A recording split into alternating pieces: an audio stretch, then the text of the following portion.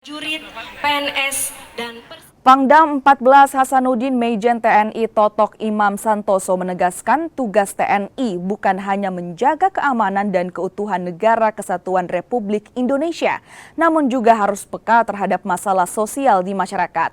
Puncak HUT Kodam 14 Hasanuddin dilakukan syukuran dan dilanjutkan dengan penandatanganan prasasti renovasi Makodam 14 Hasanuddin dan peresmian RTLH tahap 3.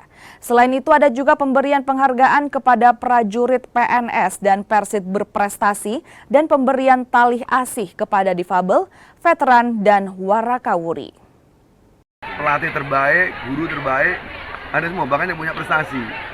Jadi tujuannya kita ingin memberikan trigger lah kepada seluruh prajurit. Kalau kamu bagus, kamu baik, kamu akan mendapat suatu reward dari pimpinan. Dan harapan saya ke depan banyak timbul Hasanuddin baru yang mempunyai suatu prestasi gitu.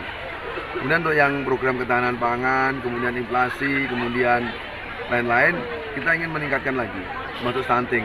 Jadi sekarang kita sudah mulai dalam taraf implementasi di lapangan. Kalau kemarin dalam taraf secara rapat kurasi rawat, sekarang udah mulai main di lapangan. Dan alhamdulillah hari ini juga tadi saya contohkan ada kegiatan itu, pemberian bantuan kepada stunting, kepada fakir miskin dan kepada difabel, ada 100 orang.